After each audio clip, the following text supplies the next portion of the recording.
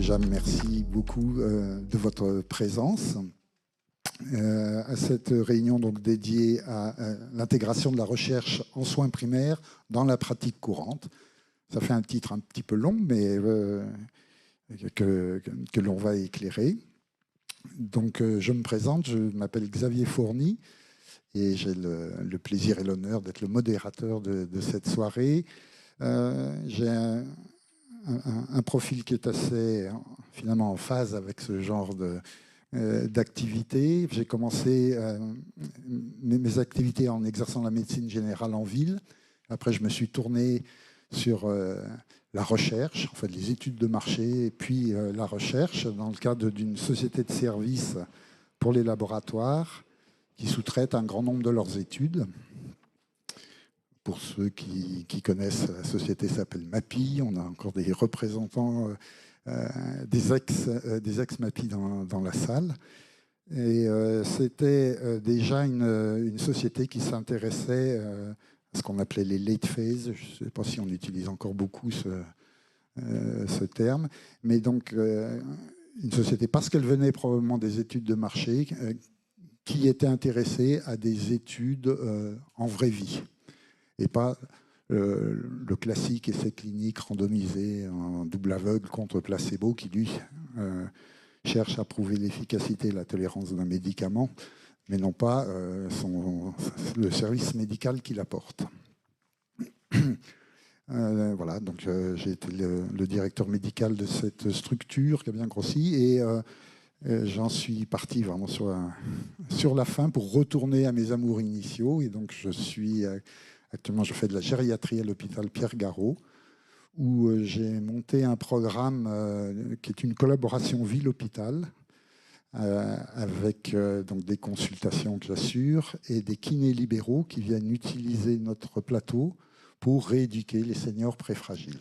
Et moi, je revois les patients en fin de programme pour voir si ça a bien marché et accompagner pour le futur. Et en parallèle de ça, je suis aussi fidèle à mes amours de méthodologie et des études. Et donc, j'assure la partie affaires médico-scientifiques et stratégiques de l'IREC et de quelques autres structures. Voilà, j'étais déjà bien long pour moi.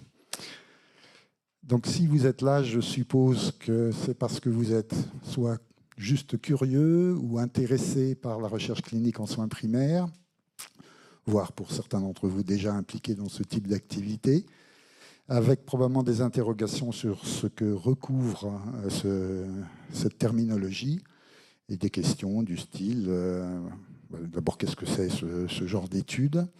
Est-ce que la recherche clinique, ce n'est pas quelque chose qui relève de l'hôpital et non pas de la pratique de ville?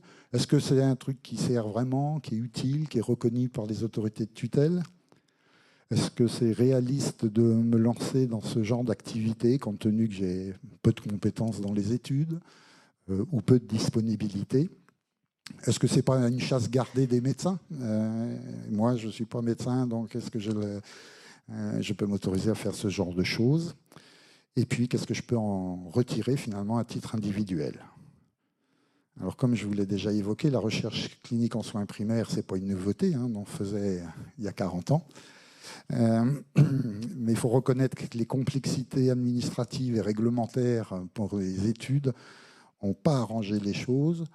Il y a probablement eu aussi le phénomène, je dirais la facilité pour ce qu'on appelle les CRO, les sociétés de recherche sous contrat, qui ont plus de facilité à travailler avec l'hôpital qu'avec la ville. Toujours est-il que voilà, ça a un petit peu implosé en vol. Et puis, ces dernières années, on voit ressurgir de ces centres le phénix de ce type d'études, favorisé, par le développement et la reconnaissance de la pharmacoépidémiologie, avec des méthodes peut-être plus robustes pour obtenir des résultats. Et puis surtout le besoin d'une approche plus globale sur les stratégies de soins en soins primaires.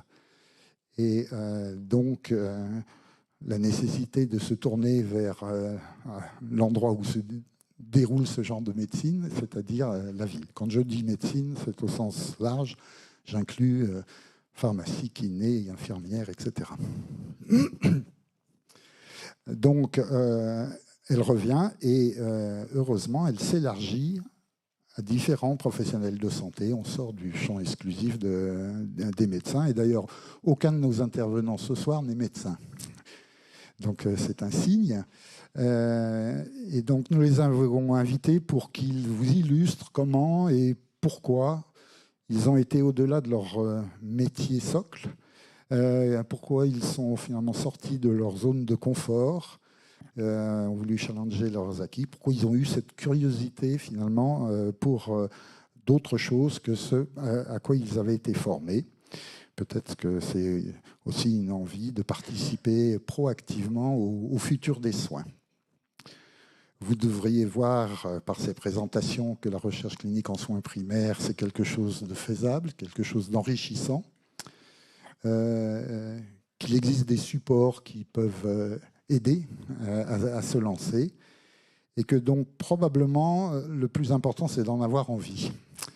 Donc Sénèque disait, ce n'est pas parce que les choses sont difficiles qu'on n'ose pas, c'est parce que nous n'osons pas qu'elles sont difficiles. Voilà. Donc j'espère que toutes les communications de ce soir seront inspirantes pour vous et stimuleront votre envie d'oser la recherche clinique. Alors, peut-être juste un peu, beaucoup passionnément. Je recommande quand même pas trop d'aller vers la folie. Voilà. Donc, nous allons commencer par la première présentation faite par Lori Fraticelli. Je ne sais pas s'il faut le prononcer à l'italienne. Voilà. Alors, Lori donc, est docteur, mais ni en médecine ni en pharmacie, mais en sciences. C'est donc une épidémiologiste, méthodologiste qui a été formée au CNRS et qui a tourné dans différentes institutions au cours de ces 15 dernières années. Agences de santé, hôpital public, réseau d'experts, laboratoire pharmaceutique. Elle travaille aussi pour des CRO. Et en bon PhD, elle est l'auteur de multiples publications internationales dans des revues à comité de lecture, mais qui portent tous sur l'évaluation des parcours de soins ou évaluation des innovations au service de la prévention, la promotion ou l'éducation en santé. Laurie est aujourd'hui consultante indépendante en épidémiologie et pharmacoépidémiologie. Je ne suis pas sûr que tout le monde comprenne bien la nuance, mais voilà. Et donc, Laurie va nous dire en quoi l'évaluation des parcours en soins primaires est un enjeu clé pour relier pratique quotidienne et recherche clinique. Alors, vous avez le choix de la couleur du micro. Ça, c'est pour passer les petites diapositives. Bonsoir à tous. Merci Xavier pour cette introduction un peu flatteuse. Moi, je vais vous parler, des patients, vos patients. Et je vais vous raconter qu'en fait, vos patients, ce ne sont pas des moyennes. Ils ne vivent pas des moyennes. Vos patients, ils vivent des expériences. Ils vivent des parcours de soins, des parcours de vie ou des parcours de santé. Alors j'aime bien les phrases un peu provocantes en début de présentation et j'aime bien raconter, c'est une phrase qui n'est pas de moi, que la moyenne ne soigne pas. Donc vos patients ne sont pas des moyennes, ils ne vivent pas des moyennes, ils vivent des parcours la plupart du temps. Alors quand on dit la moyenne ne soigne pas, ça veut dire que en fait, vous pouvez faire une étude, sortir des grandes statistiques, mais vous n'aurez qu'une vision parcellaire en fait, de ce qui se passe dans la vraie vie. Parce que la moyenne, et toutes les études qui donnent des résultats un peu globaux, ils cachent en fait la variabilité de ce qu'on peut observer entre des individus. D'accord ? Et on sait qu'entre des individus, pour une même pathologie donnée, il peut y avoir beaucoup de différences d'un individu à l'autre. Ça peut être des comorbidités, ça peut être des facteurs sociodémographiques, socio-économiques, mais on peut avoir aussi des différences sur l'accès à des ressources ou la répartition des ressources sur un territoire donné. Donc on ne peut pas considérer le parcours de soins sans prendre en compte les variabilités qu'ils peuvent observer entre les individus. Alors tout l'enjeu de l'évaluation des parcours de soins, ça va être justement de capter cette variabilité et de la comprendre. Et quand je dis comprendre les variabilités, ce n'est pas une étape accessoire. En fait, c'est une condition pour essayer d'évaluer les parcours. Évaluer les parcours, ça veut dire repérer les points de rupture aussi et mettre en place des actions ciblées plutôt que généralisées sur des moyennes. Vous avez peut-être probablement déjà vu des études qui sortent des grands chiffres auxquels on essaie de rattacher la réalité derrière. Par exemple, on peut observer dans une étude que le délai moyen entre la prise de contact auprès d'un médecin généraliste et le rendez-vous avec le patient, il est de 6 jours. Voilà, donc c'est une grande statistique, mais quand on regarde dans les faits, on s'aperçoit que derrière cette statistique, il y a une réalité qui fait que tout le monde n'a pas accès dans les 6 jours à un médecin généraliste. On a un patient sur 2 qui a accès dans les 2 jours, et c'est très bien. Et puis on a une personne sur 10 qui a accès dans 11 jours ou plus. Donc on voit bien qu'on ne peut pas se rattacher à un seul chiffre, à une moyenne, comme dans ma phrase choc. Alors l'idée, c'est quand on évalue les parcours, c'est de capter justement la diversité que je vous expliquais, plutôt que chercher à la réduire sous la forme d'une moyenne. Alors pour dire ça autrement, on peut se dire que la moyenne, elle rassure parce qu'elle permet d'apporter un chiffre, mais elle ne soigne pas, elle ne permet pas de prendre des décisions éclairées pour améliorer les parcours de soins des patients. On peut dire qu'elle résume, c'est une vision parcellaire, donc ça résume assez bien, mais on a besoin d'autres choses pour prendre des décisions. Donc pour sortir de cette vision un petit peu globale, je vais commencer par vous raconter ce que c'est un parcours de soins. Donc on a une première définition du ministère de la Santé qui nous dit un parcours, c'est la prise en charge globale, structurée et continue des patients au plus près de chez eux. Donc ça, c'est le ministère de la Santé qui nous dit, on voit apparaître les notions de prise en charge, des mots-clés comme continuité de prise en charge, accessibilité aussi.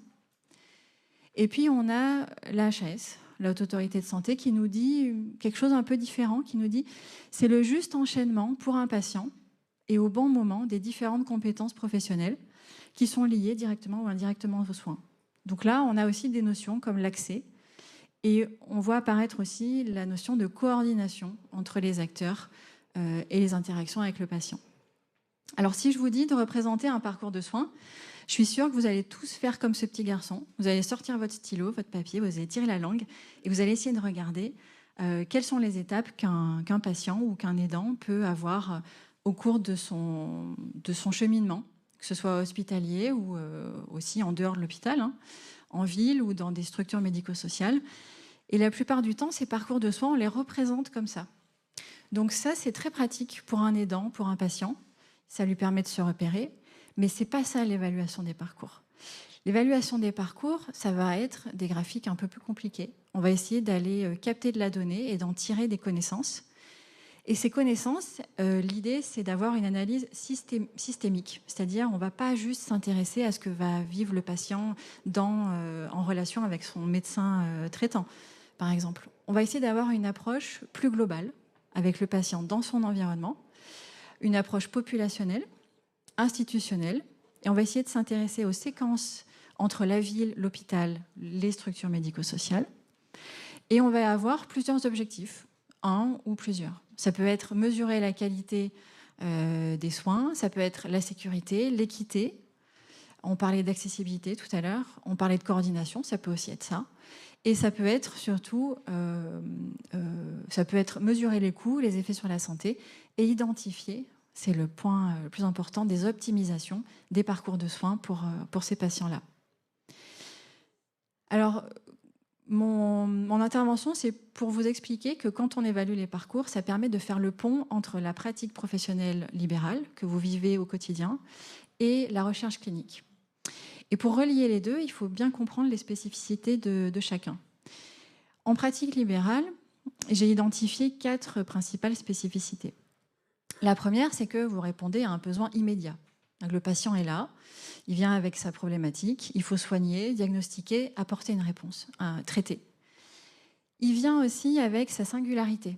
C'est-à-dire que je pense que tous les cas, toutes les pathologies se ressemblent, mais tous les cas de patients ne se ressemblent pas. Donc vous avez ça comme spécificité. La plupart du temps, c'est une approche personnalisée en temps réel. Et quand je dis en temps réel, c'est à l'échelle de temps du patient.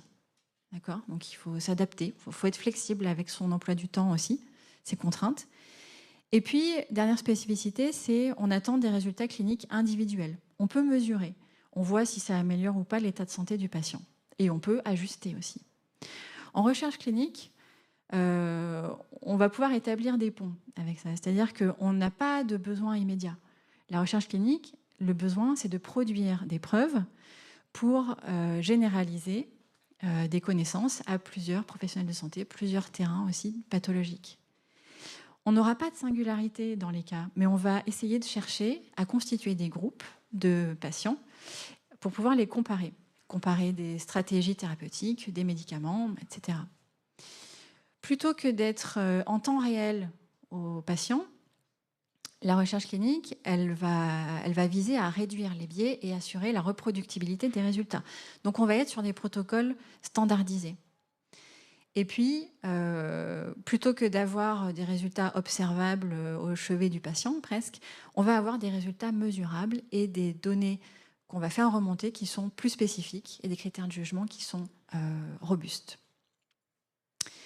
Donc le pont entre les deux, ça va vraiment être une possibilité de faire un pont, c'est d'évaluer les parcours de soins. Et là, ça va revenir à dessiner le film complet de ce que va pouvoir vivre un patient ou son aidant au cours de son parcours. Mais on embarque aussi les professionnels de santé dans cette évaluation. Alors, il y a plusieurs enjeux sur l'évaluation des parcours en soins primaires. Le premier, ça va être, pour les chercheurs, ça va constituer un matériau brut. C'est-à-dire qu'il va être plus riche et nuancé que les essais cliniques ou les cohortes qu'on peut faire habituellement.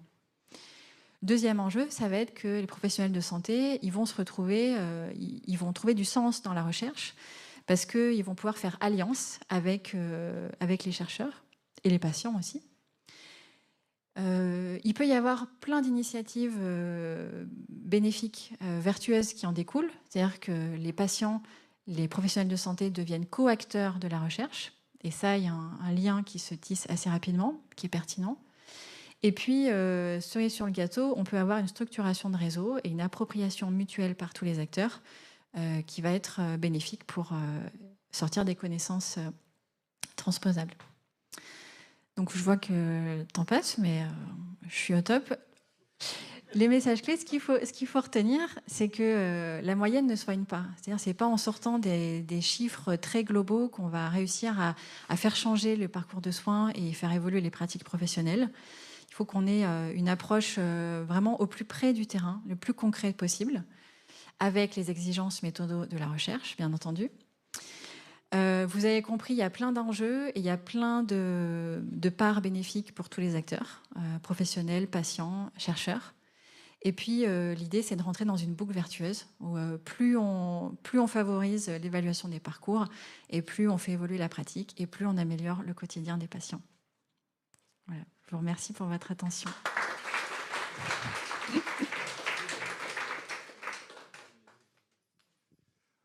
Alors non seulement la présentation était brillante, mais c'est la première fois que je vois sur un chrono de 10 minutes qu'on s'arrête à la seconde près. Toutes mes félicitations. Merci. Pour les deux aspects. Merci beaucoup. Nous allons donc passer à... Mais avant, pardon. Est-ce que vous avez des questions? Des commentaires? Des états d'âme, hein, je ne sais pas. Tout est clair sur cette présentation? Si, je vois une question. Si, vous avez levé la main. C'est comme dans une salle des ventes, il ne faut pas avoir des gestes de ce type. Oui, alors attendez, je vais prendre un micro. Oui, mais la régie, elle, ils ne vous entendent pas, donc...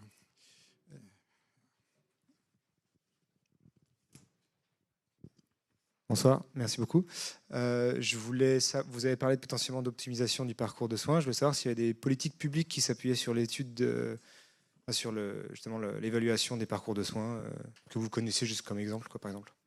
C'est une bonne question. J'ai pas d'exemple Sous la main, vous voulez dire des politiques ou des améliorations récemment sorties grâce à l'évaluation des parcours? Par exemple, ou des choses que vous avez en tête qu'on pourrait tenter d'évaluer pour faire la politique publique qui va avec. Par exemple, l'accessibilité des soins, c'est quelque chose qui peut se gérer à l'échelle de la nation, par exemple. Il y a plein de projets qui se lancent. L'ARS est assez moteur aussi sur notre région. Pour, par exemple, j'ai participé il y a quelques années à comment comprendre la répartition des ressources sur un territoire et comment optimiser aussi l'accessibilité et améliorer du coup la répartition. Donc il y a des projets qui se montent.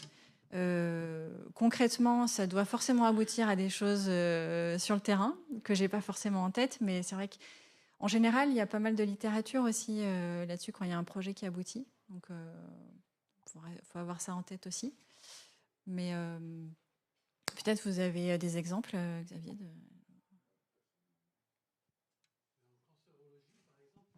Attendez, je vous donne un micro parce que sinon...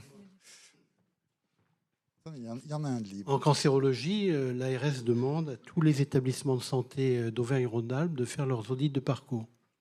Donc ça a été réalisé. Il y a eu un gros travail qui a été fait au CHU de Saint-Étienne, par le 3C de Saint-Étienne, et un autre par le 3C au centre Léon Bérard. Et donc tous les établissements embrayent les uns après les autres dans ces audits de parcours. Bonsoir, merci. Et du coup, donc, selon l'évaluation du parcours de soins, comment seront décidées les actions à réaliser après en épidémio? Parce que du coup, il n'y a pas de causalité, normalement, si je ne me trompe pas. Et du coup, comment est-ce qu'on choisit l'action qui sera menée? Ça, c'est la part des décideurs après des études. Moi, je suis beaucoup dans l'opérationnel, beaucoup dans la méthodologie d'évaluation des parcours. Après, c'est vrai que quand on finit l'étude, on rend notre copie et c'est le décideur qui se réapproprie et qui concilie aussi, qui fait sa balance de conciliation et qui décide ou pas d'appliquer. C'est vrai que j'ai pas trop cette vision, moi, où on applique derrière, où on fait bouger les choses. Et du coup, merci. Ça manque de concret, du coup, d'action terrain, mais... Ouais, mais chacun son domaine. On demandera aux décideurs, du coup, comment ils décident. Et du coup, vous avez parlé de moyenne. Donc moi, je suis kinésithérapeute, clinicien. Je fais très peu de recherche. Vous, en tant qu'épidémio, vous utilisez plus la moyenne ou la médiane? Ça, c'était plus une question par rapport à la première diapo. Ça dépend. Je dirais chaque situation est particulière. Mais c'est vrai que quand je dis la moyenne, faut vraiment entendre par là l'approche globale, tu vois, des statistiques. On ne peut pas décrire toute la filière, toute la prise en charge d'une pathologie sur une simple mesure. Ok. C'était plus pour savoir, en fait, quand je lis un article, s'il me cite la moyenne alors qu'il aurait fallu prendre la médiane, plus dans ce sens-là. Ça dépend. Très bien, merci. Bien. Si vous avez d'autres questions pour l'impératif de gestion de temps, après, il y a un cocktail, donc vous aurez les possibilités de revenir challenger chacun des orateurs, poser des questions complémentaires. Mais on va avancer. Merci beaucoup. Merci. Donc, je vais appeler Daniel Jean Rigaud. Donc, Daniel Jean Rigaud est donc pharmacien, titulaire d'une pharmacie à Yenne.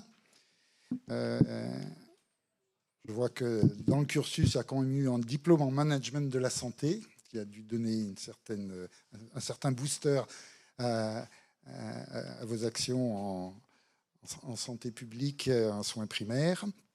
Vous êtes vice-président de la CPTS Santé de Yenne et avait été responsable d'un centre de vaccination éphémère Covid. Vous êtes élu URPS Aura en charge de la vaccination et de l'exercice coordonné. C'est donc sans surprise que vous allez nous parler vaccinologie et en nous présentant une étude sur l'impact d'actions menées en pharmacie d'officine et l'utilisation d'outils pour optimiser la vaccination. Merci. Donc, bonsoir à tous. C'est très dur de passer après, madame, mais je vais essayer de faire au mieux. Donc, moi, je vais commencer avec juste 3 mots à retenir, parce que j'aime bien ça. La vaccination, enfin l'hésitation vaccinale, ça se résume en 3 mots: connaissance, confiance et commodité. Essayez de les enregistrer, vous verrez, on va en reparler au cours de cette présentation. Donc voilà, moi je suis promoteur d'un projet au sein de l'URPS, donc je ne présente plus les URPS pharmaciens, qui s'appelle Pharmavax Aura. C'est un projet qui découle de notre histoire récente, jeune, de la vaccination en officine qui a démarré en 2017. Je parlerai des partenaires après, mais en 2017, on a commencé à vacciner.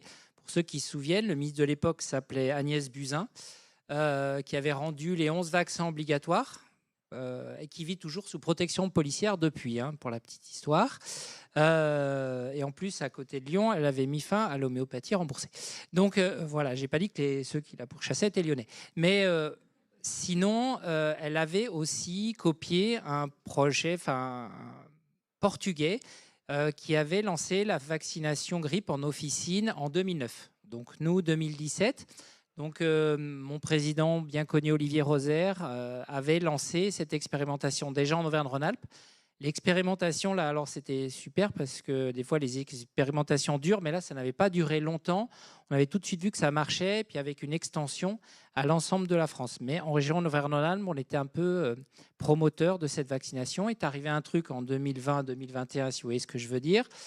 Donc, centre de vaccination éphémère, et après, c'est passé en officine. Donc, les patients ont une forte demande pour justement avoir une concrétisation, c'est-à-dire les 3 mots, la commodité. La pharmacie d'officine, c'est commode.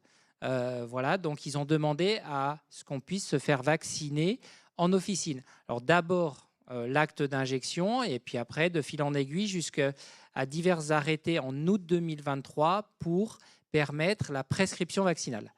Donc, prescription vaccinale de tous les vaccins du calendrier vaccinal pour les plus de 11 ans.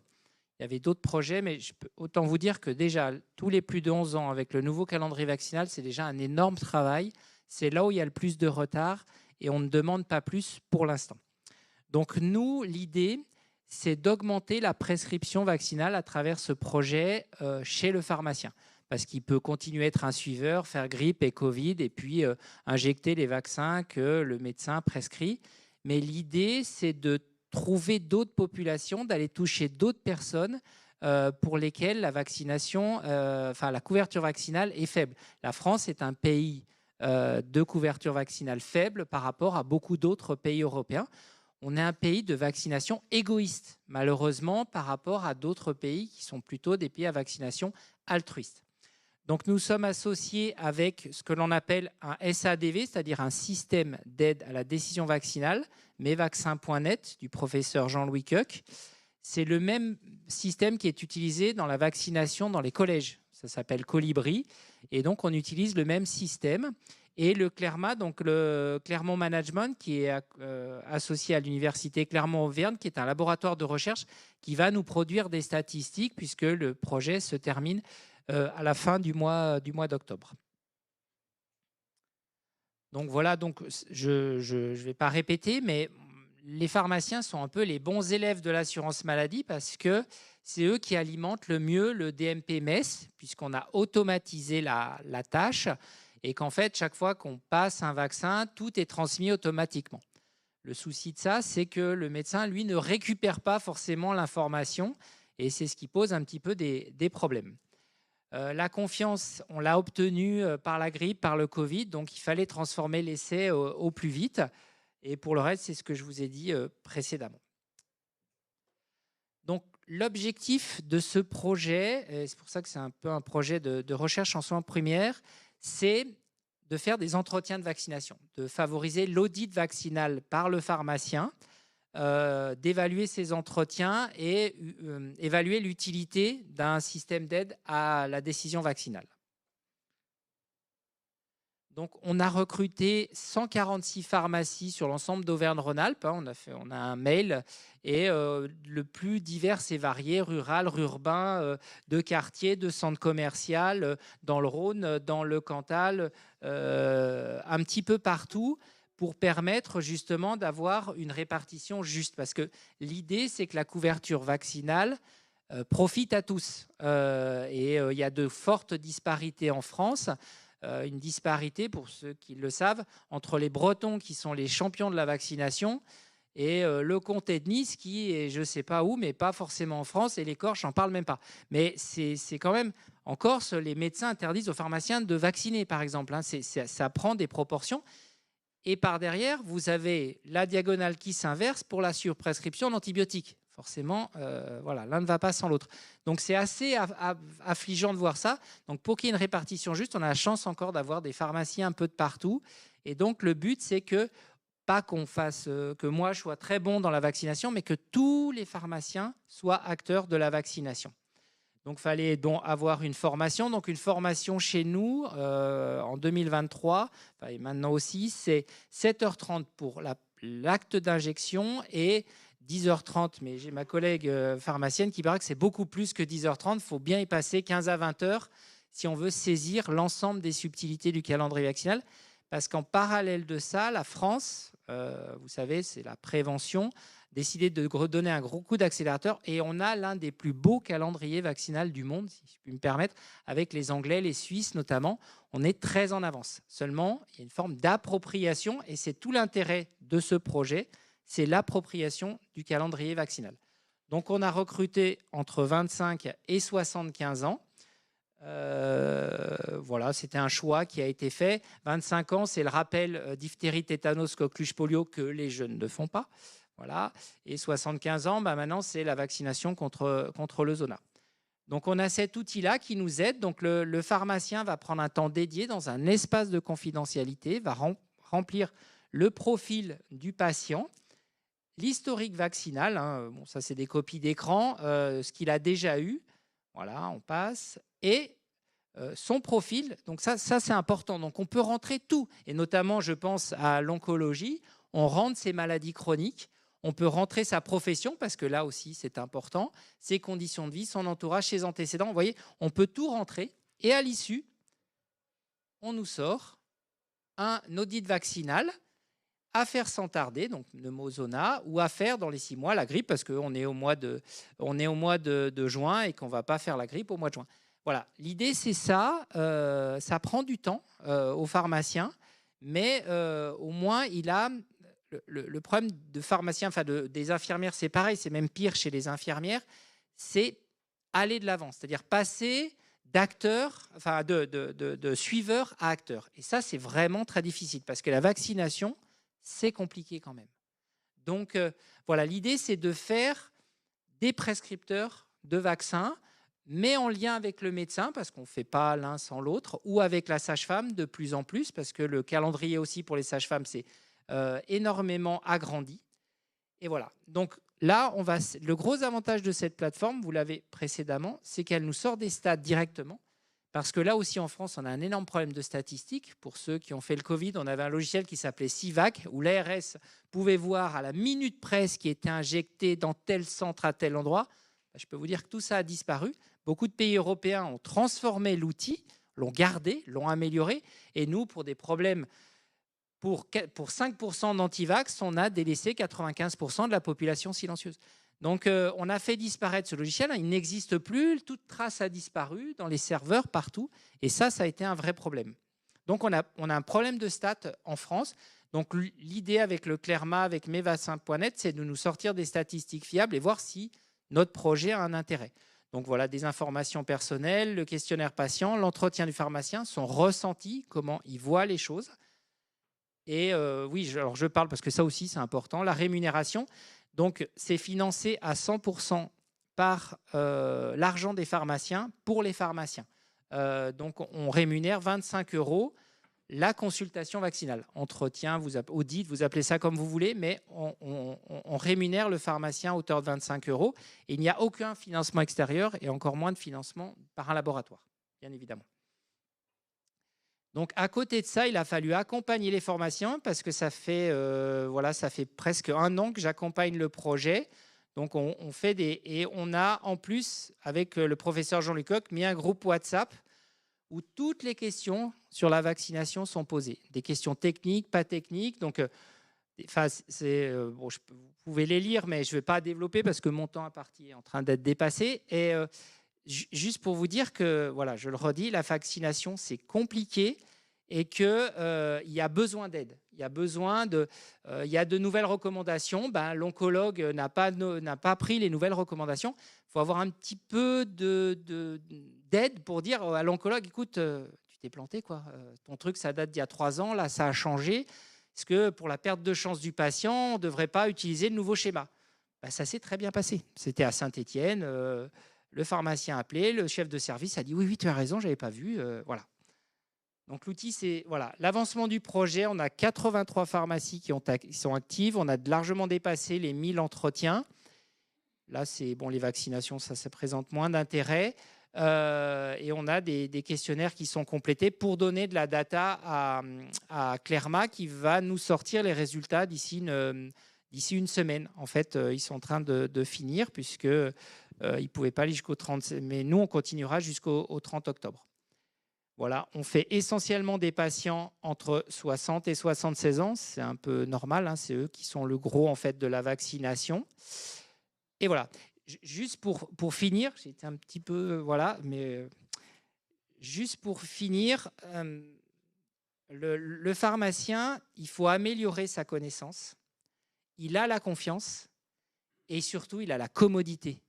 Il a des frigos avec ses vaccins. Il y a de plus en plus de médecins qui travaillent avec des pharmaciens et ça, c'est hyper important. On ne va pas être nous tout seuls, c'est un ensemble de choses. Moi, je travaille aussi avec des infirmières pour le aller vers. Je peux aller à domicile, mais c'est les infirmières qui iront à domicile. On a tous notre partie à jouer. Et je le répète à l'envi, c'est collaborer sans se concurrencer. Ça, c'est hyper important à retenir. Et donc, on a été auditionné il y a 15 jours par la Cour des comptes qui fait un tour de France de la vaccination. Et ils ont fait un détour alors que ce n'était pas prévu par notre région, puisque notre région n'était pas choisie. Et ils sont venus nous voir pour l'intérêt du projet. Je pense qu'on a réussi à les convaincre de l'intérêt de pousser dans cette voie-là pour que le pharmacien devienne un effecteur à part entière et donc complète l'offre qui est faite par le médecin, par la sage-femme maintenant, beaucoup par la sage-femme. Donc, afin d'améliorer la couverture maxillale. Et on aura bientôt des statistiques, notamment sur le Zona, où là, il y a un vrai succès pour ce vaccin qui a dépassé le 1 million de doses en même pas 1 an. Voilà, je vous remercie. Merci beaucoup. C'est un projet très intéressant. Est-ce qu'il y a des questions ou des remarques ? Oui ?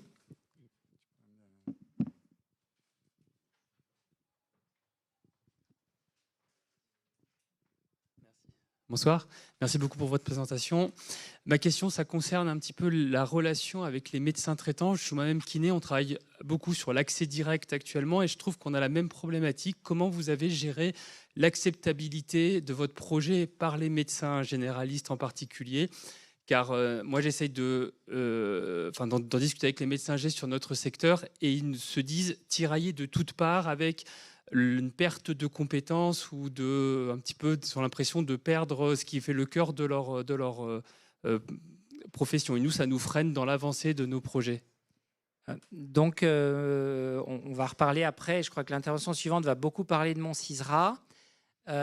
L'alimentation du DMP-MES souffre du retard qui a été pris par les logiciels de gestion des cabinets.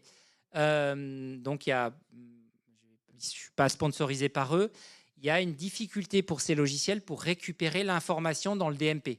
C'est-à-dire qu'il faut aller chercher l'information. Donc ça, c'est ce qui pose problème. Moi, depuis le départ, puisque je suis un des promoteurs depuis 2015 de mon CISRA, systématiquement, en fin de journée, j'envoie une note vaccinale aux médecins sur tous les vaccins. Donc, salut Claire, aujourd'hui, j'ai fait un Shingrix à ta patiente, numéro de lot, date de péremption. C'est un message automatisé, je fais un copier-coller. Tous les soirs, ça me prend 5 minutes. Je fais en moyenne une quinzaine de vaccinations, 15-20 vaccinations jour. Hein. Pour vous donner une idée, ma pharmacie en tout, c'est plus de 3500 vaccinations à l'année avec grippe et Covid. Donc ça devient une activité à part entière. Et donc, je renvoie systématiquement une note vaccinale. Les médecins me remercient. Dans ma CPTS, c'est acté. Ils ne font plus ou quasiment plus de vaccination. Tout est délégué. Et en dehors, j'essaye de faire progresser la cause. Je le dis à tous mes confrères. Là, je l'ai dit dans le cadre du projet. Vous verrez, c'est un entraînement. C'est une partie de ping-pong. Je t'envoie la balle, tu me renvoies la balle. Et c'est comme ça que ça marche. On ne va pas faire, je vous l'ai dit, il ne faut pas se concurrencer. Il faut se compléter, se conjuguer et travailler en amont. On fait de la même façon avec des médecins. Ce qui est important, je ne l'ai pas dit, c'est un discours commun. Le calendrier vaccinal, on a fait des formations. On est tous dans la même direction. Ça, c'est quelque chose que j'ai piqué aux Canadiens. Quand ils décident un truc, tout le monde est d'accord. Ils en discutent. Si tout le monde est d'accord, on va tous dans la même direction. Ça, c'est hyper important.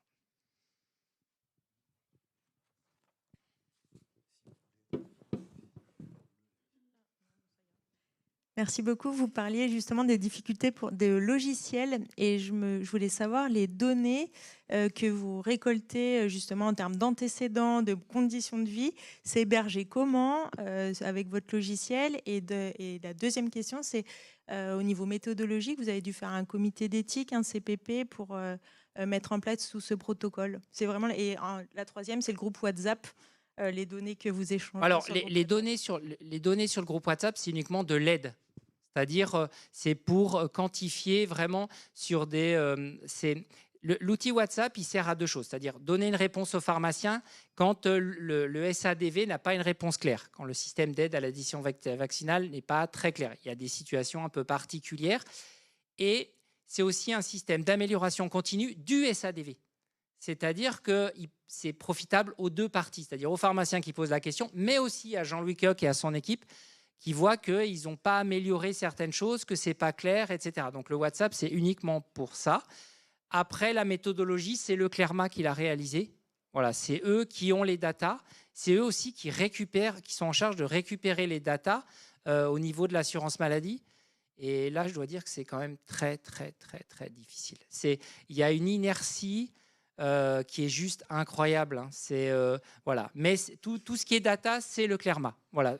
Parce que nous, on ne sait pas gérer ça. Donc, c'est vraiment Clermont Management qui gère cette partie data. Le WhatsApp, c'est un petit plus, c'est un SAV, on va dire, quelque part, mais qui est très profitable à mesvaccins.net. Nous, pharmaciens, on a commencé à travailler avec mesvaccins.net, je pense, en 2021-2022. Donc, aujourd'hui, mesvaccins.net, il n'y a pas d'équivalent. Le problème de vaccins.net, c'est l'interopérabilité avec les différents logiciels. Ça, c'est vraiment là où ça doit progresser. Mais derrière tout ça, il y a des histoires de gros sous, hein, comme à chaque fois. Merci. On réserve les autres questions pour la suite. Donc, parce que moi, j'en ai plein. Je suis désolé. Non, mais fais le coup du quart d'heure savoyard. Mais Voilà, il y aura des questions, mais qu'on pourra discuter à la pause, d'acceptabilité notamment des pharmaciens pour un entretien quand même s'il est rémunéré, qui doit être assez long. En tout cas, moi, dans mes consultations, c'est très long, le recueil des antécédents. Et donc, qu'est-ce qu'il en sera quand ce sera plus payé? Voilà, justement, le but, c'est aussi de voir la Cour des comptes à ce niveau-là. Et la base du pharmacien, c'est, pour Thomas Fatome, 1 € la minute. Voilà. Donc, c'est très simple à résumer. Merci beaucoup. Nous allons maintenant accueillir Jean-Eudes Maury, qui est pharmacien, mais pharmacien hospitalier. Donc dans un établissement privé MCO, donc responsable de la production des chimiothérapies des tumeurs solides pendant plus de 10 ans et de la recherche clinique en cancérologie. Jean-Eudes est responsable du 3C Drôme-Ardèche et de ses missions définies par l'INCa en lien avec les établissements autorisés au traitement des cancers et les établissements associés.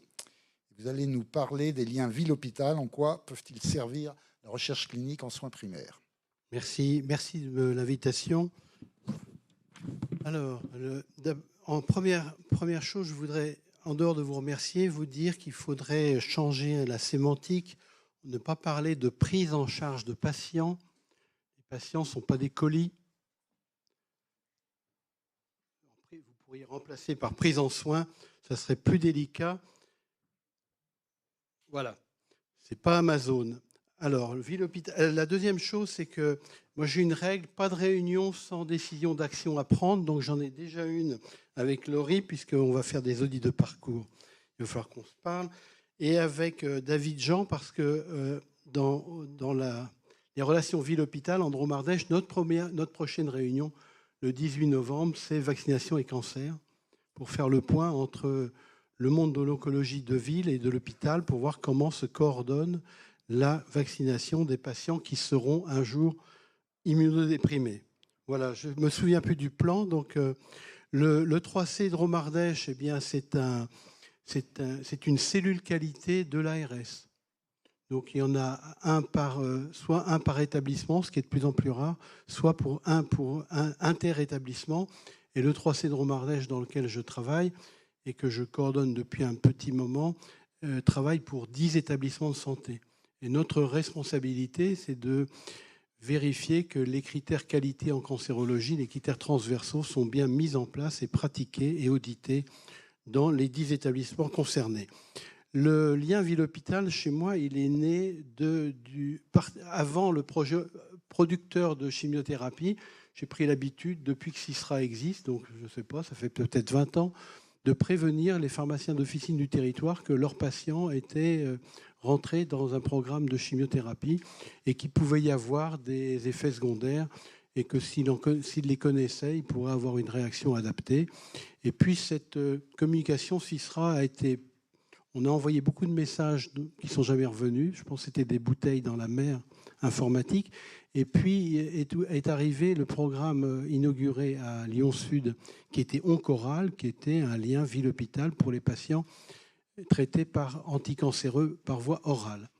De ce programme Oncoral, enfin en ce qui concerne la région, je ne sais pas dans les autres ce qui s'est passé, est né un programme beaucoup plus vaste qui a réuni 44 établissements en France, qui s'appelle Oncolink, qui est un programme qui vise à prouver ou à invalider que l'innovation organisationnelle, c'est-à-dire des liens structurés entre les hôpitaux et la ville, associés à l'innovation thérapeutique, faisait mieux que l'innovation thérapeutique sans lien.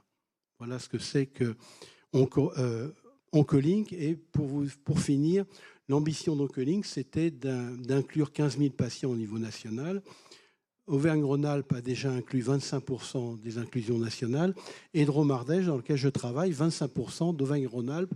Donc vous voyez qu'avec le désir d'y aller, Drôme-Ardèche a inclus 10 fois plus que sa population en proportion. Donc les pharmaciens de Drôme-Ardèche ont très bien, les pharmaciens d'officine associés aux pharmaciens hospitaliers ont très bien répondu au défi du lien ville-hôpital. Alors, je crois que j'ai fini. Alors, qu'est-ce que j'ai mis, moi? Ah oui, alors mon dada actuel, enfin parmi l'écurie des dadas, il y a les essais cliniques décentralisés, donc c'est un sujet dont on parle beaucoup avec le LIREC. Pour ceux qui ne sont pas très familiers, autrefois, quand un promoteur d'essais cliniques ouvrait un essai clinique, il devait dire dans quel centre l'essai allait être ouvert. Donc il y avait une première, si je peux dire, une première ouverture d'un centre ou de plusieurs centres. Et puis quand un centre postulait pour ouvrir l'essai chez lui, il fallait faire un amendement au protocole d'essai clinique. Repassage au comité de protection des personnes, enfin bref, un travail de ouf. Et étant moi-même dans un établissement dit périphérique, parce que les établissements de Drôme-Ardèche, c'est quand même pas le centre Léon Bérard ou l'hôpital privé Jean Mermoz, j'avais une ambition, c'est qu'un patient traité à Aubenas puisse bénéficier des mêmes essais qu'un patient traité au CLB. Alors c'est une ambition complètement démesurée, mais entre 100% des essais ouverts à Lyon ou 0%, il y a sans doute de la marge. Et il y a quand même des essais pour lesquels c'est la seule chance du patient. Tu parlais de moyenne, eh bien le patient, lui, il n'a jamais une moyenne. Soit il a l'essai, soit il ne l'a pas. Donc c'est 1 ou 0. Et la moyenne entre 1 et 0, ce n'est pas 50%. Il y a des endroits où c'est 0 et des endroits où c'est 100%. Donc la décentralisation des essais cliniques, ça veut dire qu'un promoteur d'essais cliniques peut décider de l'ouvrir, non pas sur un mode limité de centre investigateur, mais sur le mode décentralisé. Donc il dit, mon essai est décentralisé en Auvergne-Rhône-Alpes, en France, en Europe. Et tous les établissements qui ont une structure de recherche clinique, évidemment, et qui ont un patient qui correspond à l'essai, peuvent ouvrir chez eux l'essai. Vous voyez un peu la... Alors évidemment, Les enjeux sont colossaux. D'abord, il faut apprendre à vivre avec cette nouvelle réglementation. Et la deuxième, ça veut dire aussi que dans un centre périphérique, on peut être amené à ouvrir un essai pour un seul patient. Comme je sais qu'il y a des attachés de recherche clinique ici, évidemment, le travail d'ouvrir un essai pour 10 patients ou pour un patient, ce n'est pas le même. Mais je n'oublie pas que le patient, ce n'est pas une moyenne. Pour lui, s'il est à Aubenas, c'est cette fois-là ou jamais. Donc, il faudra apprendre à dimensionner les équipes de recherche clinique pour pouvoir répondre aux défis des centres périphériques. Je crois que j'ai fini. Chiffre clé, alors oui, chiffre clé, 80% des études cliniques importantes sont retardées dû à des problèmes de recrutement. Et 70% des patients vivent à plus de 2 heures des centres investigateurs classiques. Voilà, je crois que j'ai fini pour cette partie-là. Pourquoi faire de la recherche en milieu libéral? Alors, vous voyez, profession de santé, interlocuteur privilégié de la population, je pense aux pharmacies d'officine. Moi, j'habite dans la Drôme, c'est beaucoup plus facile d'aller à l'officine que d'avoir un rendez-vous chez le médecin généraliste. Même en moyenne, c'est plutôt 2 semaines. Ce qui fait que finalement, j'y vais plus. J'essaye de passer en douce à l'hôpital, dans la file d'attente. Enfin, tout le monde ne peut pas faire ça. Prévention, dépistage, suivi. Vous êtes au cœur du parcours de soins bien placé pour comprendre les besoins réels des patients. La recherche clinique, c'est une occasion unique de stimuler votre curiosité intellectuelle et de développer un nouvel aspect de votre métier. Je pense que si vous êtes là, c'est que vous êtes déjà bien stimulé. Vous participez à des projets innovants et c'est une façon de diversifier votre pratique et de relever de nouveaux défis. Et puis, alors, ça a été nommé tout à l'heure, il y a une communauté, je ne sais pas, c'est toi qui as nommé ça, une communauté de recherche clinique, finalement, un réseau. Et si la ville En Drôme-Ardèche, on a établi des liens, grâce à Oncoling, des liens intéressants. Je veux dire qu'on donne de l'information, on reçoit des questions, on répond aux questions avec plus de 200 pharmacies. Donc, quand on a vu que les pharmaciens d'officine avaient bien répondu à ça, je me suis posé la question, comment peut-on capitaliser sur les liens qui sont maintenant créés entre les officinaux et les hôpitaux? Et c'est pour ça qu'on a essayé, alors pour l'instant, ça n'a pas encore très bien marché, de proposer aux pharmaciens d'officine d'entrer dans des essais cliniques. Voilà, je crois que j'en suis là. Alors je ne sais pas qui a fait ça, c'est vraiment bien. On a parlé tout à l'heure des conflits dans des régions. Je t'interdis de vacciner. Je dis, si ton taux de si ta couverture vaccinale de tes patients est de 10% et que je la porte à 20%, ça nuit à qui? À personne. Ça réussit, ça profite à qui? Aux patients. Donc, je dis tous les problèmes qu'on rencontre dans nos organisations, qu'elles soient hospitalières ou de ville, si on veut bien focaliser notre attention sur le patient, les problèmes se règlent. L'intérêt, c'est celui du patient. D'autant plus qu'en vieillissant, on a de plus en plus de chances d'être patient parce qu'on n'a pas encore réussi à donner aux Français une vie plus longue en bonne santé. Les gens vivent plus vieux, mais à 60 ans, ils sont en ALD. Co-construire, liberté, alors je ne sais pas pourquoi j'ai mis ça, dialoguer, coordonner, confiance et respect. Donc je reprends un peu tes arguments. Valoriser les actions communes. Alors, lien ville-hôpital, on l'a déjà dit. Alors, ça a été parlé, ZEPRA, enfin tous ceux qui sont ici, je pense, vous êtes d'Auvergne-Rhône-Alpes, donc CISRA, c'est un système, tu pourrais même, au lieu d'avoir un groupe WhatsApp, avoir un groupe CISRA. Donc les échanges seraient protégés, RGPD et compagnie. Mais ça ne veut pas dire qu'il faut que tu arrêtes ton groupe, hein, vous êtes... voilà. Capitaliser l'utilisation de CISRA dans l'expérimentation. Donc nous avons un privilège inouï, on a le meilleur système de communication entre professionnels de santé de France avec CISRA. Voilà, centre de coordination, alors je crois que... Qu'est-ce que je dois dire? Non. Ça vous intéresse de savoir ça? Les 3C? Les 3C, centre de coordination en cancérologie, je vous l'ai dit, c'est surtout pour... Donc notre partie, c'est le renforcement du lien ville-hôpital et de veiller à ce que les critères transversaux qualité sur parcours de soins, sur recherche clinique, etc., soient bien développés dans tous les établissements qui ont des autorisations de cancérologie.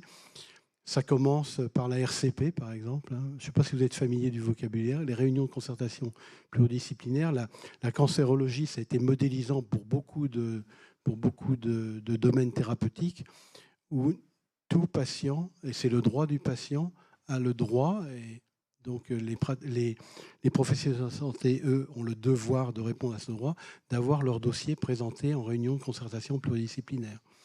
Et ces réunions, elles réunissent des différents métiers de la cancérologie, chirurgiens, radiothérapeutes, oncologues médicaux, etc. Et comme les gold standards de prise en soin changent sans arrêt, eh bien, il y avait une époque, par exemple, où en scénologie, sur les cancers localisés, ça commençait par de la chirurgie. Maintenant, ça dépend du type de cancer. Ça peut commencer par de l'immunothérapie et de la chimiothérapie. Donc, c'est très important que mon métier ne me fasse pas passer en tête. Si je suis chirurgien, peut-être que je vais passer en deuxième ligne de traitement pour ce patient.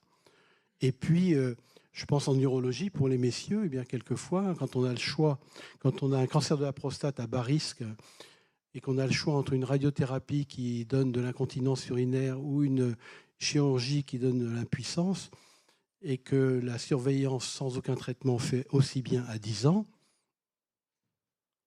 c'est important que votre dossier soit bien discuté. Enfin, vous n'avez pas encore cet âge-là, mais patience. Alors, plateforme numérique développée, bon, j'ai fini. Oncolink, c'est fini. La perspective potentialisée sur les liens ville-hôpital développés à l'occasion d'Oncolink. Je dois dire qu'Oncolink, en France, ça a quand même fait un lien ville-hôpital avec plus de 5000 pharmacies. Donc, vous voyez, normalement, ça ne devrait pas être très compliqué de faire l'étape suivante. J'espère qu'on va y arriver. Alors ça, bon, c'est tout. Je crois que c'est tout. Voilà. C'est toi qui veux me poser des questions? Ouais. C'est toi qui soutiens? Oui, merci. Je ne t'avais jamais vu, c'est bien. Voilà, alors, l'intérêt, obstacle, complexité réglementaire, temps, formation des facilitateurs. Bon, je crois que là, il n'y a rien à... Les essais territoriaux ouverts. Ben, si vous avez un essai à Chambéry, vous seriez bien gentil de proposer à Dromardèche de rejoindre la Savoie. Voilà. Bon, ça, je ne vais pas le faire. En fait, le Centre Léon Bérard a étudié plusieurs plateformes de référencement des essais cliniques. Alors, ceux qui sont du métier savent que trouver un essai clinique et le lieu où l'essai est ouvert, c'est très compliqué. Donc, il y a plusieurs plateformes qui ont été testées par le Centre Léon Bérard, dont une qui s'appelle Screen Act. Vous pouvez écrire, c'est comme un écran, Screen Act, ACT. Et vous pouvez, allez-y, chercher un essai, et vous allez voir que... comme vous avez tous l'âge des iPhone et compagnie, il faut à peu près, pour un essai standard, un cas clinique pas très compliqué, il faut 1 minute et demie pour trouver quels sont les essais ouverts. Et pour les situations un peu plus compliquées, il faut 3 minutes et demie. Donc vous voyez que la collaboration entre les membres de la RCP et les attachés de recherche clinique se simplifie plutôt que d'aller voir dans toutes les bases de données d'essais qui sont plus ou moins à jour. Voilà. Volontaire santé. Qu'est-ce que on n'aura pas le temps. C'est toi, ça? C'est fini? Oui. Bon. Je crois que c'est fini. Tu en parleras, toi, en la conclusion? Oui, je pourrais en parler un petit peu, effectivement. Bon, ben j'arrête. Hein. Voilà. Même à petite échelle. Donc moi, je suis un peu du côté colibri. Vous connaissez l'histoire du colibri, hein? Bon, voilà. Merci. Merci beaucoup. On a le temps, mais juste pour une question. Une. Et les autres, c'est pendant l'apéro. Attendez le micro. Non, mais il faut que ce soit enregistré pour la postérité. Et merci de votre présentation. Donc, je trouve votre projet très intéressant. Par contre, dans le projet Oncolink qui concerne le cancer et la prise en charge avant, pendant et après, est-ce que vous avez pensé de développer des essais cliniques avec d'autres libéraux que les pharmacies, parce qu'il n'y a pas que des pharmaciens professionnels libéraux, comme les kinés, les infirmiers, voilà. Est-ce que ça a été un sujet ou ça sera pour le futur? Je suis pas... Non, c'est pour pharmacie. Alors, l'initial Oncolink, c'était un lien hôpital, médecin traitant, officine. Les médecins traitants ont très peu adhéré. Donc, en Dromardèche, moi, je ne me suis plus adressé aux médecins traitants parce que j'ai vu que c'était pas un sujet pour eux. Les autres professionnels, je pense que ça sera une autre expérimentation. Évidemment, Mais effectivement, les infirmières, mais ça existe déjà dans d'autres cadres. Hein. On a ce qu'on appelle l'HDJ-thérapie orale, dans lequel interviennent les oncologues, les pharmaciens, les infirmières de coordination et font du lien avec la ville, peuvent adresser aux infirmières, peuvent adresser aux kinés, etc. Ça existe, mais pas d'une manière aussi structurée peut-être qu'Oncolink. Mais évidemment, il faut intégrer tous les professionnels de santé.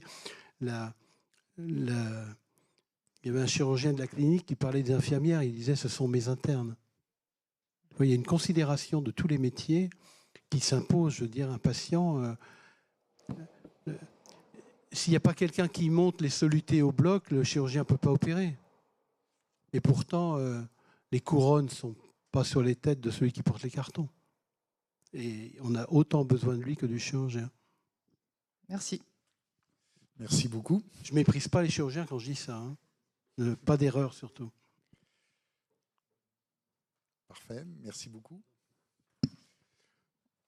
Je vais passer la parole à Didier Billet, qui est kinésithérapeute spécialisé dans la kinésie respiratoire pédiatrique, alors qui lui aussi a fait un DU d'investigation en santé publique, donc élément prédisposant. Vous êtes chargé de cours à l'Institut de formation des masseurs kinésithérapeutes, et alors DV, je ne sais pas ce que c'est. Lyon et Villeurbanne. Vous êtes également responsable pédagogique à l'Université Claude Bernard, membre du conseil d'administration du Collège de masso-kinésithérapie depuis 2013, membre expert du groupe de travail BPCO à la HAS et membre du conseil scientifique de l'ONREC depuis 2016. Et vous allez nous présenter un panorama des enjeux, freins, leviers, supports pour la recherche clinique en ambulatoire, illustré d'exemples concrets en kinésithérapie. Merci, bonjour, bonsoir à tous. Merci à l'IREC pour l'invitation. Je vais vous faire quelque chose de très pragmatique, de très pratique, où on va dire la recherche clinique, c'est pas forcément des trucs très compliqués et ça s'ancre sur des choses quotidiennes. Quels sont les moteurs de votre recherche clinique? C'est votre quotidien, c'est les mains dans le cambouis. Et c'est se poser parfois des questions, prendre un peu de recul par rapport à son activité, à ses actes, et dire oui, mais là je fais ça, pourquoi je fais ça? Parce qu'on me l'a appris à la fac qu'il fallait faire ça, mais au bout du compte, ça repose sur quoi? Ça déjà, ce premier questionnement, aller regarder la biblio, une mise à jour de biblio, ça participe déjà à une démarche de recherche. Et puis, c'est aussi la curiosité de chacun. Alors, soit on l'a, soit on l'a pas, soit effectivement, on est pris par le temps, on est pris par l'intérêt pécunier et on oublie un petit peu de prendre du recul par rapport à ce qu'on fait. Mais votre moteur principal, vous l'avez, pour les kinés, j'allais dire, dans les mains, en tout cas sous les yeux. Bien sûr, il y a beaucoup de freins pour cette pratique, ça fait toujours peur. Alors là, sur tout ce qui a été dit, je ne m'occupe plus du tout de l'école de kiné, j'ai démissionné. Je ne m'occupe plus que du DU de kiné respier cardiovasculaire, où ils ont un mémoire de recherche à faire en fin d'année. Et ils ont toujours très très peur en disant « Ouh là là, mais c'est compliqué, on ne sait pas faire, etc. » Oui, il y a plein de freins. Et en libéral, en ambulatoire, il y a d'abord un manque de temps. Ouais, on est tous au taquet, on commence à 7h15, on finit à 20h30. Et quand est-ce qu'on va trouver du temps pour intégrer un programme de recherche? Il y a une question de formation aussi. Les kinés, ils n'ont pas forcément, sur leurs 5 ans d'études, 2 ans de méthodo, de recherche, etc. Il y a des freins réglementaires aussi qui sont un petit peu ennuyeux en libéral, parce que quand on veut faire certaines études, il faut passer sous les fourches codines du CPP. Et quand on est promoteur associatif, waouh, c'est un gros travail. Donc il y a vraiment des vrais freins. Et puis il y a aussi des financements. Financement, un petit exemple, une étude de faisabilité sur 30 patients, c'est une assurance qui coûte 800 balles. C'est un attaché de recherche clinique qui va coûter 3 500 €, etc. Donc ça, il faut trouver les moyens. C'est pas notre argent propre qui va travailler. Il faut trouver des moyens de financement. Alors, il y a des leviers. Effectivement, Il y a des leviers universitaires. Déjà, on parlait de la connaissance, de la formation, et certaines facs vont proposer simplement des DU, et puis d'autres des M1, des M2. Alors vous allez me dire, ouais, mais on n'a pas le temps, s'arrêter de bosser, etc. Eh ben, devant vous, vous avez quelqu'un qui bosse comme vous tous 12 heures par jour et qui a fait un M1 en distanciel, qui a fait un M2 en distanciel. J'ai fait mon M1 à Nancy. J'allais à Nancy uniquement pour passer les partiels. Oui, j'ai mis 3 ans pour faire mon M1, mais c'est pas grave, je l'ai eu. Et mon M2, je l'ai fait à Paris, à la Sorbonne. Et j'allais à Paris uniquement pour les partiels et pour soutenir mon travail de fin d'études. C'est possible, ça demande du temps. Ouais, les soirées, on ne regarde pas la téloche et puis on bosse les cours. Mais si on a envie, eh ben on arrive à trouver l'énergie. Et il y a en tout cas des solutions, sachez-le, il y a des solutions qui existent, qui vont être possibles pour vous. Vous n'allez pas être obligé de fermer votre cabinet pendant 1 an, 2 ans, 3 ans pour faire une formation. Ça va être possible, avec un petit peu d'énergie, de le faire tout en ayant votre pratique professionnelle. Il y a des formations institutionnelles, le GIRSI qui s'occupe de la réglementation de la recherche en région, qui va proposer des formations sur certaines thématiques. Et surtout, un truc important, le GIRSI va vous permettre de valider les bonnes pratiques en recherche clinique. Ça, dès l'instant où on fait de la recherche clinique, il va falloir valider les bonnes pratiques. Il y a des formations sur mesure. Par exemple, l'IREC peut vous proposer, vous leur présenter votre problématique et vont dire nous, on peut vous former sur tel et tel sujet qui rentre dans votre problématique. Sur de la méthodo, sur de la réglementation, par exemple. Les différents leviers, il y a des structures qui peuvent vous accompagner sur le plan méthodologique. On a parlé du LIREC, sur le plan réglementaire également. Sur la recherche de financement, là on est toujours sur l'IREC, mais sur le plan logistique, eh ben, ça peut être par exemple le Conseil de l'Ordre. On voit souvent passer des infos sur la lettre du Conseil de l'Ordre qui nous dit « Tiens, on a des étudiants qui bossent sur tel sujet, merci de remplir les questionnaires si vous êtes expert sur la question ou autre ». Pareil avec le RPS qui peut être un levier facilitateur au plan logistique pour vous aider à diffuser des questionnaires, à établir quelque chose qui tienne un petit peu la route. Et puis j'ai mis aussi 3 assos locales. La Chorale, qui est une association de praticiens en kiné respiratoire sur l'agglo de Lyon. ICAR, qui est une assoce de recherche en kiné respiratoire, de recherche et d'enseignement en kiné respiratoire, et l'AKCR que tout le monde connaît, l'association de kiné respiratoire Rhône-Alpes. Voilà, tous ces gens-là peuvent être des leviers. Il ne faut pas hésiter à vous rapprocher de ces gens-là si vous avez des envies de participer à de la recherche.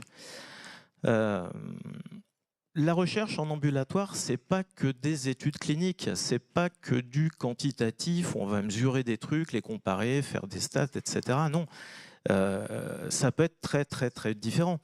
Un exemple, une de mes étudiantes cette année a fait un mémoire de recherche qui était plutôt un mémoire de santé publique sur le questionnement de la vaccination contre la bronchiolite des nourrissons, les freins, les représentations, les freins et les leviers au niveau parental.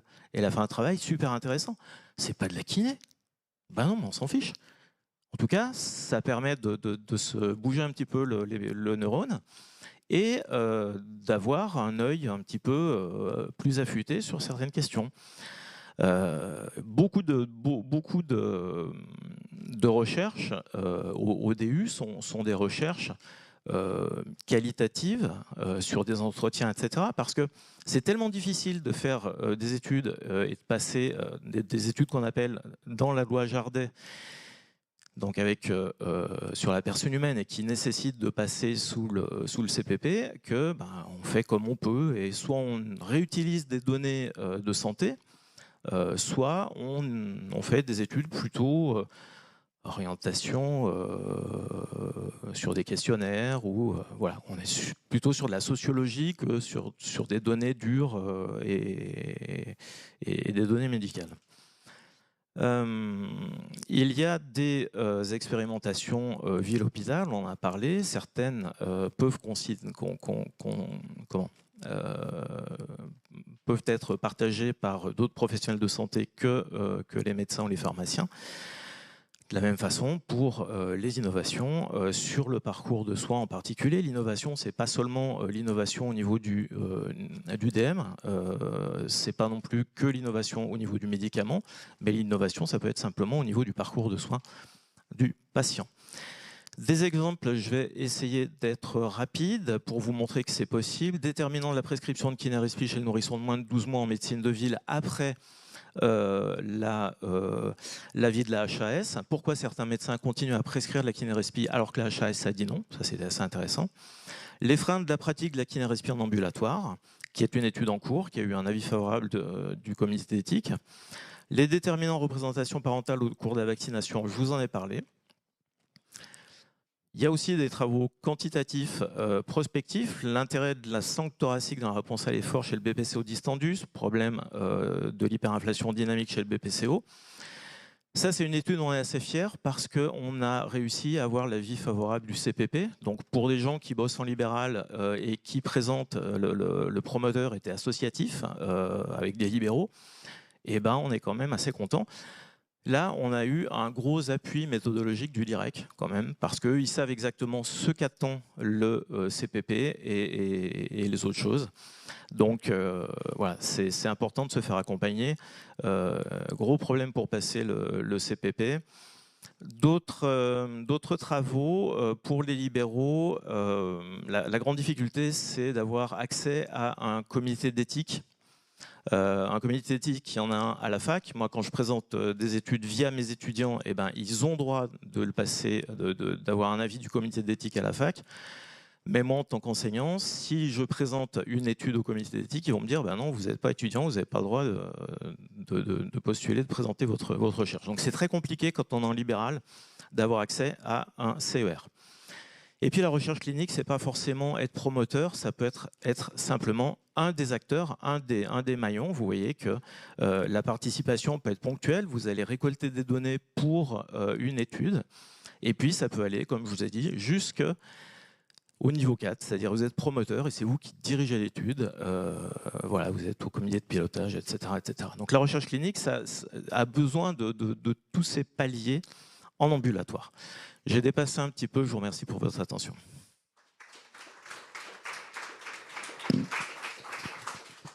Merci beaucoup pour des illustrations pratiques, vous voyez, de différents types d'études bien éloignées, oui, de l'essai clinique d'évaluation du médicament. Est-ce qu'il y a une question? Oui.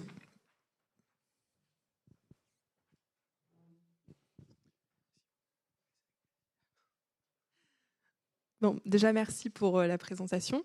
Donc, Colline Bagès, je travaille pour un logiciel en fait, de coordination d'équipe.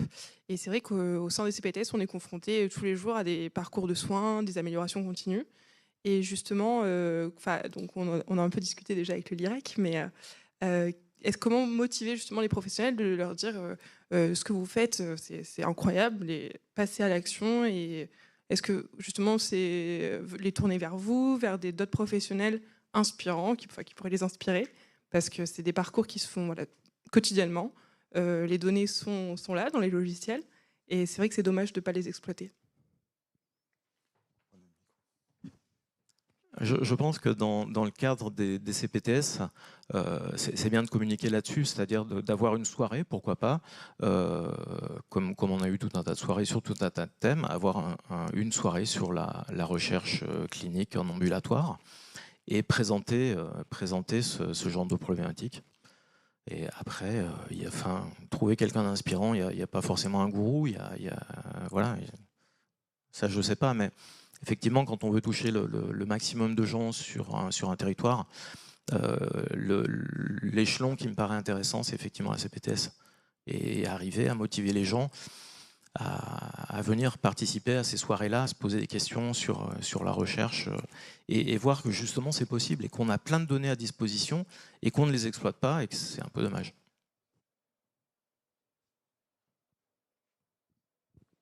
Bien, merci beaucoup pour cette présentation. J'accueille maintenant Laurane Viennot-Triou, qui est docteur en pharmacie avec une officine à Lyon, diplômée d'un master en éducation thérapeutique et en éducation en santé. Et Laurane est particulièrement engagée dans l'approche proactive de l'accompagnement des patients en officine, notamment dans le champ des pathologies chroniques et de la prévention, à tel point qu'en 2020, elle a fondé EndoAct France, qu'elle va nous expliquer. En 2 mots, si j'ai bien compris, c'est un repérage donc, de l'endométriose en pharmacie. Et ce qui est intéressant dans cette présentation, c'est de voir comment vous avez pu évoluer d'une sorte de recherche empirique, de retour terrain, pour arriver à quelque chose de plus structuré. Oui, tout à fait. Merci Xavier pour cette présentation. Écoutez, je suis très honorée d'être ici ce soir et je remercie chaleureusement toute l'équipe du LIREC de m'avoir donné l'opportunité de présenter les actions d'EndoAct. Donc, je vais essayer de vous présenter tout le cheminement finalement de l'expérimentation terrain jusqu'à une recherche coordonnée sur le repérage de l'endométriose en pharmacie. Mais avant, pour vous recontextualiser, en termes par rapport à l'état actuel sur le diagnostic de l'endométriose, on a, vous le savez peut-être, une stratégie nationale de lutte contre l'endométriose qui s'est mise en place entre 2022 et 2025 et qui a permis en fait de placer l'endométriose comme une priorité de santé publique. Mais d'après les résultats qui ont été communiqués lors du Congrès européen en juin 2024, du Congrès européen de l'endométriose, Compare Endométriose, qui est une cohorte de patientes dédiée à la recherche pour l'endométriose, a communiqué qu'on avait toujours une errance diagnostique de 10 ans en moyenne, alors qu'on entend souvent 7 à 10 ans. Mais là, la recherche montre qu'on a toujours 10 ans, il s'écoule 10 ans entre l'apparition des premiers symptômes et le diagnostic de l'endométriose. Et nous avons un nombre de femmes en errance diagnostique, aujourd'hui actuel, estimé à plus d'1 million de femmes, avec surtout des coûts de l'errance diagnostique estimés à plusieurs milliards d'euros. Donc de quoi en fait supprimer complètement l'arrêté du 4 août relatif à la baisse des remises des génériques, pardon pour cet aparté. Mais blague à part, l'endométriose, l'errance diagnostique de l'endométriose représente des coûts colossaux aujourd'hui. Et c'est dans ce contexte-là que j'ai créé EndoAct France, qui est le premier réseau de pharmacies françaises expertes en endométriose. L'expertise vient bien sûr, passe forcément par la formation, une formation des équipes qui se veut déjà généraliste sur des connaissances de base sur l'endométriose, sur sa prise en charge conventionnelle telle qu'elle est préconisée par la HAS et le SENGOF, mais aussi acquérir des connaissances par rapport au maillage territorial, que les équipes officinales comprennent finalement comment, en tant que pharmacien préparateur, on peut s'insérer en coordination avec les autres professionnels de santé et bien sûr être formé au dispositif de repérage et d'orientation. Le principe repose sur un questionnaire en fait simplifié, donc très rapide, c'est 2 minutes 13 au comptoir, donc c'est vraiment très rapide. L'objectif était donc de créer un dispositif qui s'intègre parfaitement à notre activité quotidienne, sans surcharge de travail, et qui permettent de repérer efficacement les femmes potentiellement atteintes d'endométriose afin ensuite de les orienter, de les adresser vers des professionnels de premier recours tels que justement la HAS le définit avec le maillage territorial. Donc EndoAct ne pourrait pas exister si il n'y avait pas d'autres professionnels de santé. Il s'insère vraiment dans le maillage territorial et il va faire le pont finalement entre les patientes ou éventuellement les infirmières scolaires qui pourraient repérer des jeunes filles potentiellement atteintes d'endométriose et les professionnels de premier recours, à savoir les médecins généralistes, les sages-femmes et les gynécologues qui sont formés à l'endométriose. Donc pour vous dresser un rapide historique du dispositif, je l'ai créé en 2020 En 2021, il n'y avait pas de stratégie nationale, donc j'ai lancé une petite étude. Donc, ce sont que des études terrain, parce que je n'ai pas de compétences en recherche. Donc, une étude terrain sur la faisabilité du dispositif à Aix-en-Provence. Donc, elle comprenait 6 pharmaciens, 3 préparateurs. Il y avait 5 patientes, un radiologue et un gynécologue chirurgien. Aix-en-Provence est petit, donc on arrive à accéder facilement aux différents professionnels de santé. Et il en est ressorti d'un point de vue des équipes officinales, déjà que c'était très simple à mettre en place, que ça s'intégrait parfaitement à la pratique quotidienne. D'un point de vue des patientes, donc des patientes qui étaient déjà reconnaissantes par rapport à l'écoute et par rapport au fait de pouvoir pointer du doigt qu'il y avait probablement un problème pathologique. Et d'un point de vue de la radiologue et du gynécologue chirurgien, que ça répondait à un vrai besoin, puisque à l'époque, il n'y avait pas de repérage structuré et qu'on avait un suradressage ou un sous-adressage vers les services directement de gynécologie, parfois les gynécologues chirurgiens. En 2022, avec le groupement Hello Pharmacie, j'ai lancé une expérimentation depuis Aix, donc je n'étais pas encore sur la région Rhône-Alpes-Auvergne, avec 20 pharmacies du groupement Hello Pharmacie pendant 3 mois. Il s'est avéré que j'ai récupéré 97 questionnaires qui étaient remis. Donc, quand on remet un questionnaire, c'est vraiment qu'on a repéré une femme potentiellement atteinte d'endométriose. Et en dépouillant les résultats, je me suis rendu compte qu'il y avait des sous-adressages et des suradressages. C'est-à-dire que parfois, vous aviez, je vais dire simplement, des dysménorrhées intenses et le pharmacien, le préparateur orientait pour une recherche d'endométriose. Et à l'inverse, parfois, vous aviez tous les symptômes qui criaient une recherche d'endométriose et il n'y avait pas d'adressage. Donc, suite à ça, en 2023, j'ai renforcé ma formation. Maintenant, c'est une formation de 12 heures en 3 modules de 4 heures. Et j'ai fait en sorte, avec la stratégie nationale 2022-2025, de fonctionner vraiment uniquement avec ce maillage territorial. J'ai créé le score Endo Acte 3 qui permettait d'objectiver si oui ou non on devait orienter pour une recherche de cette maladie. Et je me suis associée avec l'organisme de formation Pharmaconsulting de manière à ce que ma formation soit prise en charge. Et le module dédié au repérage et orientation est certifié DPC. 2024 a été une année qui a été centrée vraiment sur la communication, sur la sensibilisation, la formation aussi des différentes équipes. Donc en fait, c'est sur la France entière. C'est des formations qui se font en visio. Donc, ça permet aussi d'avoir des équipes, de former des équipes aussi très hétérogènes. Donc, c'est toujours intéressant. Et en 2024, j'ai reconduit une expérimentation, toujours avec le groupement Hello, mais cette fois, j'étais titulaire. Donc, c'était beaucoup plus intéressant parce que j'ai pu vraiment former toutes les équipes qui ont participé à l'expérimentation. Et donc, cette expérimentation a été menée pendant 3 mois. Je vais vous présenter les résultats juste après. 2025, suite à l'expérimentation, j'ai adapté le questionnaire. Donc, c'est maintenant un questionnaire en 5 questions. Il faut savoir que ce questionnaire repose en fait sur un questionnaire d'aide au diagnostic qui a été validé scientifiquement comme faisant partie intégrante pour le diagnostic de l'endométriose.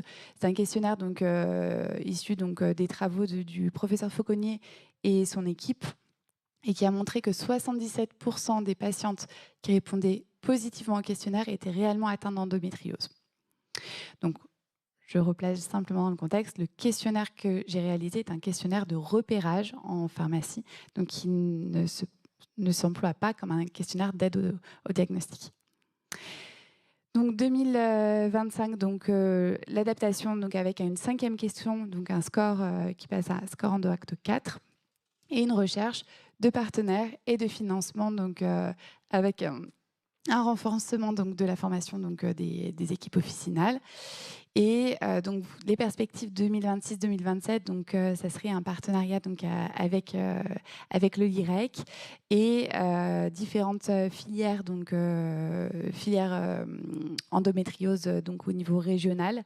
Donc il y a plusieurs filières. Donc l'idée, c'est de travailler toujours en binôme filière endométriose régionale et bien sûr URPS pharmacien.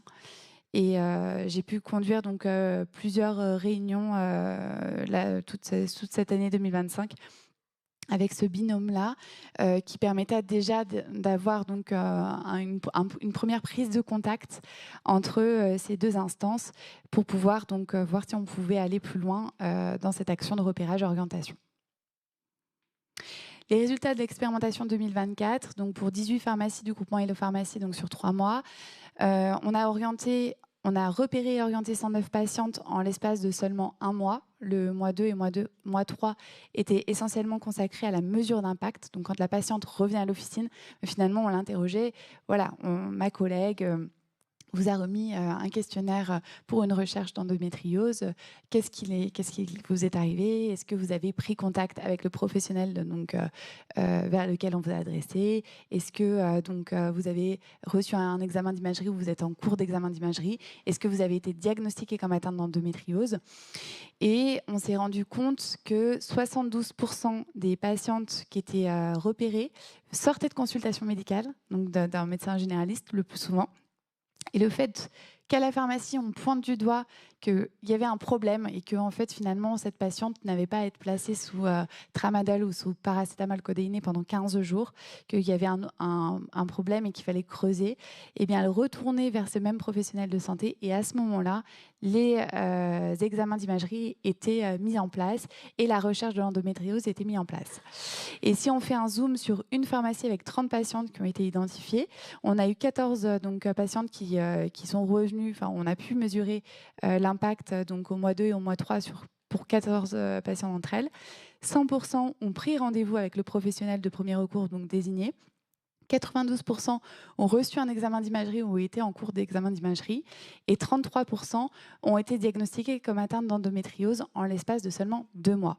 Donc des résultats qui sont très encourageants et qui, si on se projette un petit peu, avec donc une moyenne de 2 femmes par mois par pharmacie, on pourrait arriver donc en 1 à 3 ans à avoir donc un diagnostic de moins 30% donc, de patientes repérées en officine. Et puis avec les années, on pourrait se dire que finalement, la formation des professionnels de premier recours est plus facile, que le système marche mieux, que les pharmaciens, les préparateurs sont mieux formés. Et que finalement cette action de repérage, elle gagne en efficacité et qu'à partir de la 4e, la 5e année, on arrive à diagnostiquer 40% donc, de ces patientes et à partir de la 6e année, 50% donc, des patientes repérées. Si on rapportait donc, ces chiffres à nos 20 000 pharmacies françaises, on arriverait à diagnostiquer l'ensemble des femmes concernées en moins de 8 ans, donc ce qui est quand même énorme par rapport à cette errance diagnostique de 10 ans.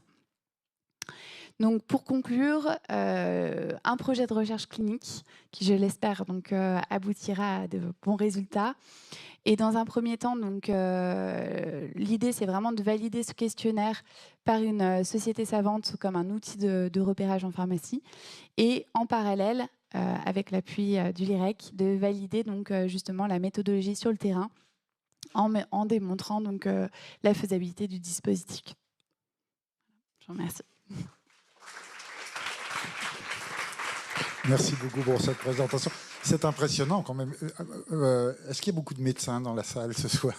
Non, alors je peux m'exprimer librement. J'aimerais que mes confrères libéraux aient le même engagement dans des missions de ce type. Parce que alors, à force, les pharmaciens vont vraiment faire le boulot. En tout cas, bravo. Et s'il y a une question dans la salle ou des commentaires? Brillant et clair. Je vais donc maintenant appeler David.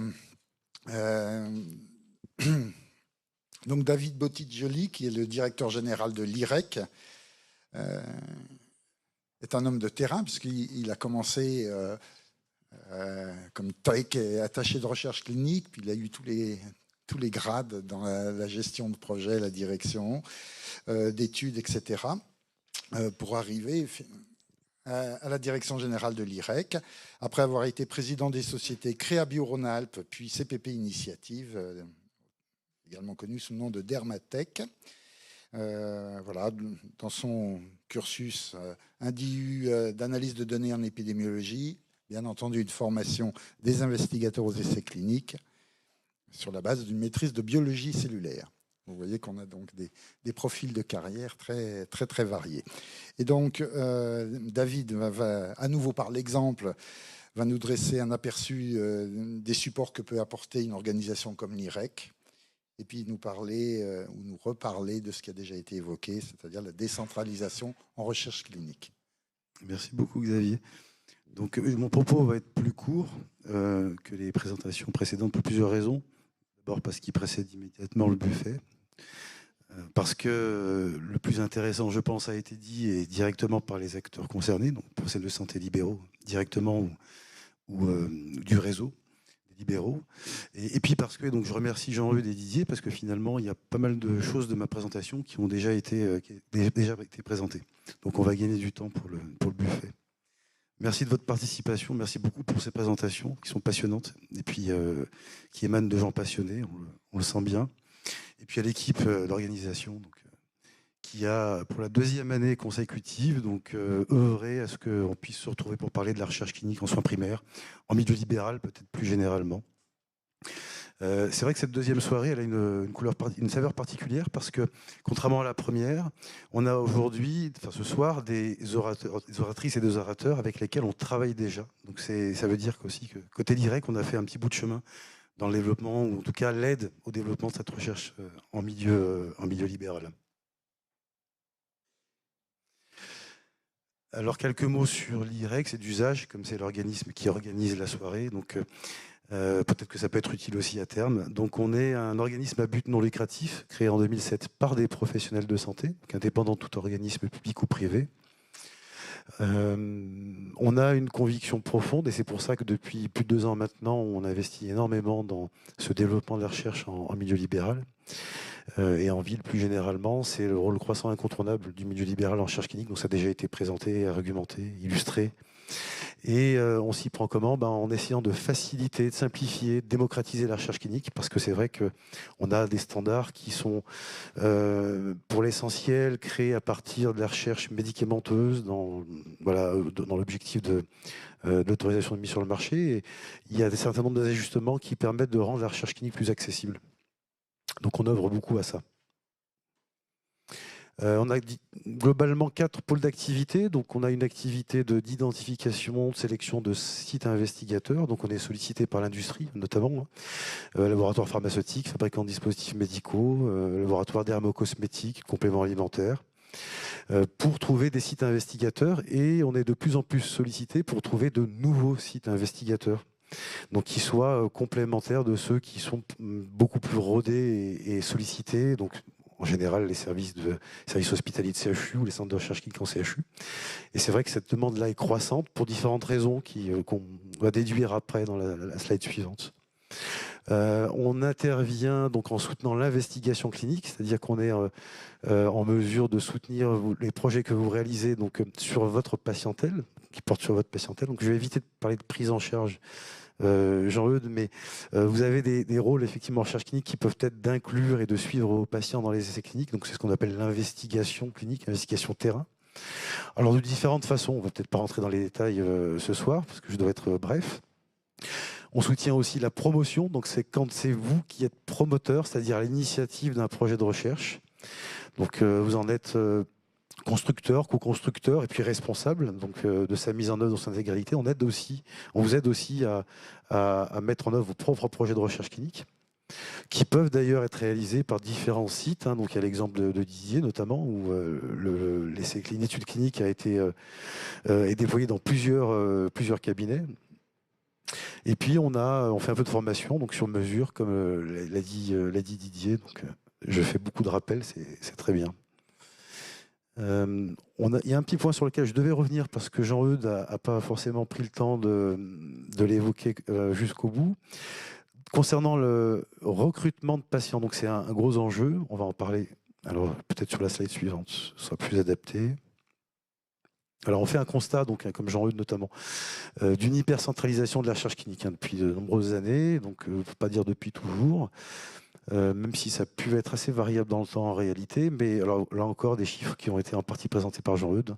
On a la majorité des essais cliniques qui n'atteignent pas les objectifs de recrutement de patients dans les délais, pardon. On a la majorité des patients qui se trouvent à plus de 2 heures d'un centre de recherche clinique, en tout cas du centre de recherche clinique qui propose l'essai clinique dont il a besoin. Et j'avais commencé par la fin, donc voilà. Et puis c'est ce phénomène d'hypercentralisation où on a plus de 80% des essais qui sont réalisés dans 10% des centres investigateurs seulement. Alors tout ça présente des effets indésirables, bien connus, bien documentés, notamment cette inégalité d'accès à l'innovation par les professionnels de santé. Donc c'est vrai que l'innovation est quand même beaucoup concentrée dans les CHU encore aujourd'hui. Ça aussi a été évoqué dans les présentations précédentes, donc une inégalité territoriale pour les patients pour accéder à l'innovation en santé. Alors ça peut être des essais cliniques sur des produits de santé, mais aussi l'innovation organisationnelle dans le parcours de soins. Des difficultés de suivi d'observance qui sont générées par ces distances importantes au centre de recherche. Et puis, pour les promoteurs, qu'ils soient académiques, industriels, libéraux, ça génère aussi fréquemment des problèmes de représentativité de la population, des populations dans les essais cliniques, et donc des problèmes de prédictivité des résultats dans la population générale, puisque la patientèle de CHU n'est pas tout à fait la même que celle de la ville, et pas forcément non plus la même que celle des hôpitaux dits périphériques. Des gros enjeux industriels aussi, donc on peut voir le problème sous l'angle de l'inégalité territoriale, mais il y a aussi des gros enjeux industriels, puisque les recrutements de patients qui prennent du retard génèrent pour eux des allongements de délais de mise sur le marché. Donc il y a aussi un enjeu quelque part d'attractivité industrielle du territoire français, alors Rhône-Alpin, Aura, et français plus généralement. Et cette attractivité industrielle-là, elle a son rôle à jouer dans la prise en charge des patients, puisque moins d'essais cliniques, notamment industriels, qui arrivent en France, c'est moins d'alternatives de prise en soins, pas en charge clinique des patients de notre territoire. Et tout ça dans une incompréhension assez générale, puisque la majorité des patients sont en ville et pas dans les CHU. Alors là, il y a quelques exemples de collaboration, donc un peu plus concrètement, de collaboration entre l'IREC et la ville ou le milieu libéral. Il y a les projets qui ont été évoqués par les oratrices et les orateurs précédemment, mais on a aussi un historique. En réalité, on travaille avec le libéral depuis de nombreuses années. Alors voilà quelques exemples. J'avais dit que je serais court. Donc on a des études qui peuvent être observationnelles. Alors un exemple avec une maison de santé pluripro multisite où on a fait une étude de faisabilité d'utilisation secondaire de données de santé, donc utilisation de données de santé à finalité de recherche, donc avec le projet de plusieurs études observationnelles sur leurs données déjà constituées. De façon un peu plus interventionnelle, alors c'est plutôt gradé, une étude de pratiques médicamenteuses dans l'insomnie. Alors celle-ci va se réaliser chez des médecins généralistes libéraux, donc ça c'est une étude dédiée, réservée aux médecins.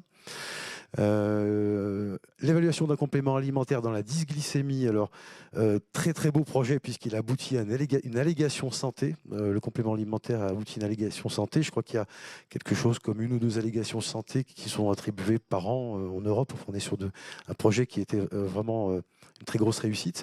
Donc là, le repérage justement des patients dysglycémiques s'est fait en officine.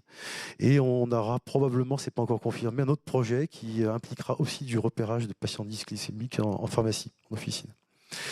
Autre exemple, donc l'évaluation d'une application numérique en santé mentale.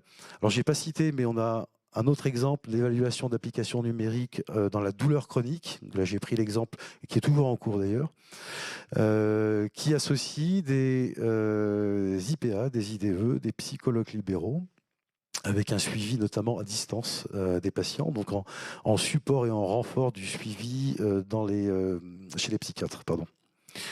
Et puis un dernier exemple, alors celui-ci date un petit peu, mais c'est vraiment un exemple très parlant, projet très ambitieux, c'est qu'on a pu faire l'évaluation de la performance et de la sécurité d'un dispositif médical, donc essai clinique interventionnel, exclusivement en milieu libéral, sans l'intervention d'aucun hôpital. Voilà. Donc ça, c'est un projet qui a pu se faire, qui a impliqué 3 cabinets de médecine et qui s'est déroulé sur 3-4 ans. C'est un programme qui comportait 4 essais cliniques. Voilà, tout a été réalisé en ville. Et je laisse donc la place au buffet ou éventuellement à des questions ou une conclusion générale par notre maître modérateur.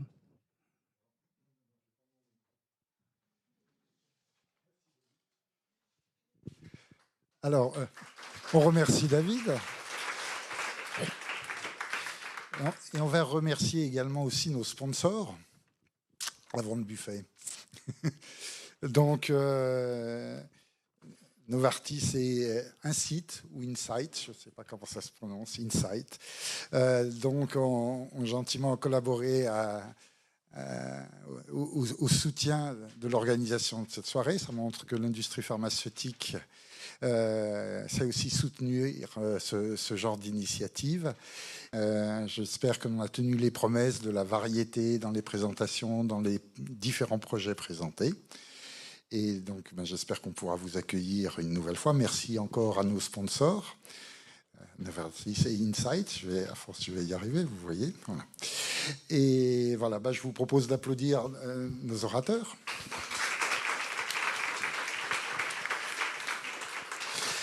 Et comme David est une grande star du rock'n'roll, elle va faire un petit bis, parce que dans son message, il a oublié de glisser quelques éléments. Et je lui ai donc accordé 15 secondes. Vous déclenchez vos montres à partir du moment où il prend le micro. Pas une de plus. Merci beaucoup, désolé. Deux petits mots d'excuses. Au premier, effectivement, au sponsor, puisque j'ai un peu zappé le programme, mais je comptais bien sur Xavier, peut-être même trop, pour rappeler à l'ordre. Et puis, deuxième mot d'excuse pour Jean-Eudes, parce que j'avais promis, comme il n'avait pas le temps de le faire, de donner le lien exact de l'application numérique qui permet de trouver des essais cliniques pour ces patients.